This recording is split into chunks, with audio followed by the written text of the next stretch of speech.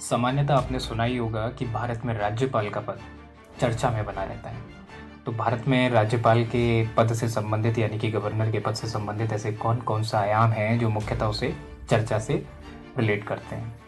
तो राज्यपाल का पद अगर केंद्र राज्य संबंध की बात हो और वहाँ पर राज्यपाल के पद का जिक्र ना हो, ऐसा हो नहीं सकता। सामान्यतः आपने विपक्ष को देखा होगा कि विपक्ष राज्यपाल के पद को लेकर के बहुत चिंता रहती है। चाहे को किसी भी पार्टी की सरकार हो, जो भी विपक्ष होगा वहाँ पर राज्यपाल की शक्तियों को लेकर के खासकर आपको चर्चा देखने को मिलेगी। तो क्या राज्यपाल के पद में ऐसी कौन कौन सी चीज़ें हैं जो हमेशा से राज्यपाल के पद को चर्चा में बनाए रखते हैं? आपने देखा होगा जैसे जैसे सरकारें बदलती हैं तो सामान्यतः राज्यपाल भी आपको बदलते हुए नज़र आते हैं। तो कभी कभी आपने देखा होगा कि बहुत बहुत अटपटी बातें सुनने को मिलती हैं। कभी कभी तो ऐसा भी कह दिया जाता है कि भारत के संविधान में जो राज्यपाल का पद है वो केंद्र सरकार का एक एजेंट है। तो राज्य किस तरीके से राज्य के लिए राज्यपाल का पद महत्वपूर्ण है, क्या क्या चीज़ें राज्यपाल के अहम हैं राज्यपाल के लिए, और क्यों भारत के संविधान में राज्यपाल के पद को इतना महत्वपूर्ण माना गया है। मुख्यतः जो चर्चा का विषय बना रहता है राज्यपाल को लेकर के, वो सभी उसके राज्यपाल के पद को लेकर के कार्यकाल को नहीं रहता। सामान्यतः राज्यपाल का जो विषय है वो चर्चा में आता है जब हम अनुच्छेद की बात करते हैं 200 और 201 की, हाँ, जिसमें राज्यपाल राज्य विधानमंडल से पास हुए किसी भी विधेयक को अपने पास आरक्षित रख सकता है, राष्ट्रपति की माफ कीजिएगा, राष्ट्रपति के लिए आरक्षित कर सकता है। अब यहाँ पर आप सोचेंगे कि इसमें इतना ज़्यादा जो चर्चा का विषय ये क्यों बन जाता है कि जब राज्यपाल आर्टिकल 200 201 के तहत जो चर्चा के विषय में हमेशा बने रहते हैं अनुच्छेद, तो वो चर्चा का विषय क्यों बन जाता है। सीधे सी बात है कि अगर किसी राज्य में सरकार केंद्र सरकार में जो सरकार है उसके अलग है, यानी कि डबल इंजन की सरकार नहीं है। फॉर एग्जांपल वेस्ट बंगाल में बीजेपी की गवर्नमेंट नहीं है और केंद्र में बीजेपी की गवर्नमेंट है। अब राज्यपाल की जो नियुक्ति है केंद्र सरकार करती है। आपके मन में बिल्कुल विचार आएगा कि राष्ट्रपति की नियुक्ति तो राष्ट्रपति द्वारा की जाती है, माफ कीजिएगा, राज्यपाल की नियुक्ति तो राष्ट्रपति द्वारा की जाती है।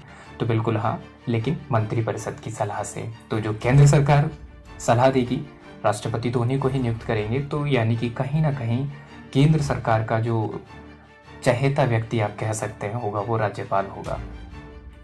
तो इसलिए कभी कभी राज्यपाल को एजेंट की संज्ञा दे दी जाती है कि वो केंद्र सरकार जैसा चाहती है उस तरीके का वो काम करते हैं। अब होता क्या है कि राज्य विधानमंडल ने कोई ऐसा विधेयक पास किया और केंद्र सरकार की उस पर अगर सहमति नहीं है तो राज्यपाल उसको राष्ट्रपति के लिए आरक्षित रख लेते हैं अनुच्छेद 200 के तहत। और जब अनुच्छेद 200 के तहत वो उसको आरक्षित रख लेते हैं तो उस पर जो निर्णय लेना होता है वो राष्ट्रपति को लेना होता है। अब आप सब जानते हैं आर्टिकल 74 क्या कहता है कि राष्ट्रपति की सलाह के लिए एक मंत्रिपरिषद होगी और राष्ट्रपति मंत्रिपरिषद की सलाह से कार्य करेंगे। तो अब जिस आर्टिकल को माफ कीजिएगा, जिस विधेयक को आर्टिकल 200 के तहत गवर्नर ने राष्ट्रपति के लिए आरक्षित किया है, अब उस पर अंतिम निर्णय किनका हो जाएगा? राष्ट्रपति का। लेकिन किसकी सलाह से? मंत्रिपरिषद की सलाह से। यानी कि राज्य विधानमंडल का वो विधेयक जिस पे राज्यपाल को अनुमति देनी थी, अब उस पर जो अंतिम निर्णय होगा वो केंद्र सरकार का होगा। इसलिए ये पद कंट्रोवर्सी में आ जाता है। राज्यपाल की जो विवेकाधीन शक्तियों के अंतर्गत आ जाता है वो अनुच्छेद 200, वो उसको वहाँ भेज देते हैं, आरक्षित कर लेते हैं। तो उसमें बहुत सारे और भी प्रावधान हैं। अगर उच्चतम न्यायालय के क्षेत्राधिकार से संबंधित कोई भी आपका विधेयक हो इस तरीके से जो होते हैं तो वो राष्ट्रपति को लिए संरक्षित वो कर लेते हैं। लेकिन विधेयक और भी कई सारे प्रकार के होते हैं जिनको राज्यपाल सामान्यतः राष्ट्रपति के लिए संरक्षित कर देते हैं। तो यहाँ से तो ये कंट्रोवर्सी का मुद्दा बन जाता है। लेकिन क्या राज्यपाल का पद भारत के संविधान में इतना महत्वपूर्ण है? तो जी हाँ, बिल्कुल महत्वपूर्ण है, क्योंकि भारत के संविधान में भारत को यूनियन कहा गया है और जिसमें अगर हम देखें तो जो मॉडल है हमारा वो कनाडा का है और इसमें राज्यपाल का पद बहुत ज़्यादा अहम हो जाता है। कहीं ना कहीं केंद्र की पकड़ मजबूत करने के लिए केंद्र सरकार राज्यपाल के द्वारा अपनी कहीं ना कहीं थोड़ी बहुत शक्तियों का तो प्रयोग करती है। तो अगर देखा जाए तो वो देश की अखंडता और स्थायित्व के लिए बहुत सारी ऐसी चीज़ें कही जाती हैं जिसके लिए राज्यपाल का पद बहुत महत्वपूर्ण है। लेकिन क्या राज्यपाल के पद का वर्णन सिर्फ उस भारत के संविधान में ही मिलता है जो आज़ादी के बाद बना?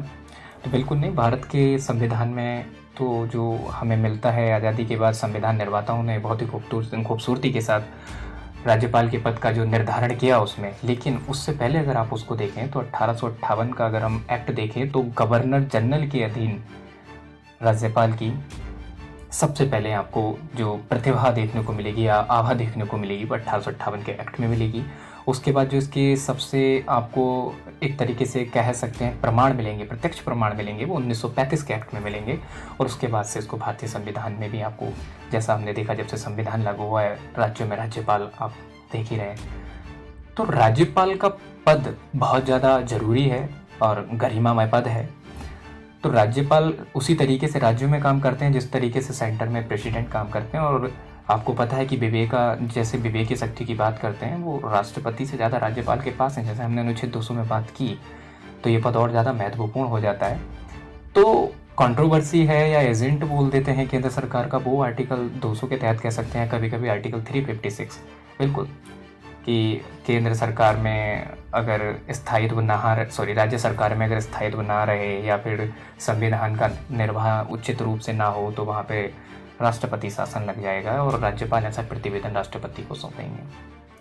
इससे संबंधित कई सारे आयोग बने, सरकारी आयोग हो सकता है, पंच आयोग हो सकता है, और इससे संबंधित कई बात भी रहे जो बहुत इंपॉर्टेंट है, जिसमें एसआर बॉम्बे मामला 1994 का, जिसमें 9 जजों की बेंच तक बनी थी, वो महत्वपूर्ण रहा।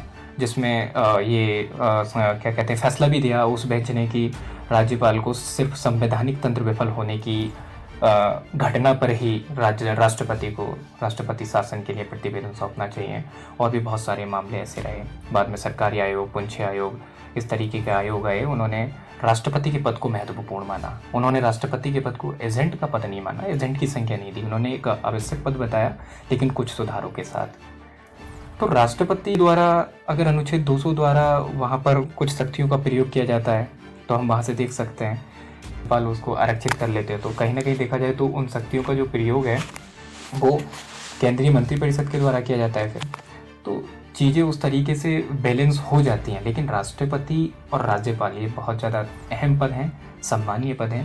तो राज्यपाल के पद की आवश्यकता भारतीय संविधान में अहम है और वो रहेगी। सो आपको जो कंट्रोवर्सी रहती है हमेशा राज्यपाल के पद की, राज्यपाल को एजेंट की संख्या क्यों दी जाती है और राज्यपाल एजेंट क्यों नहीं है और क्यों आवश्यक है, वो आपको आई होप समझ में आया होगा। Thank you.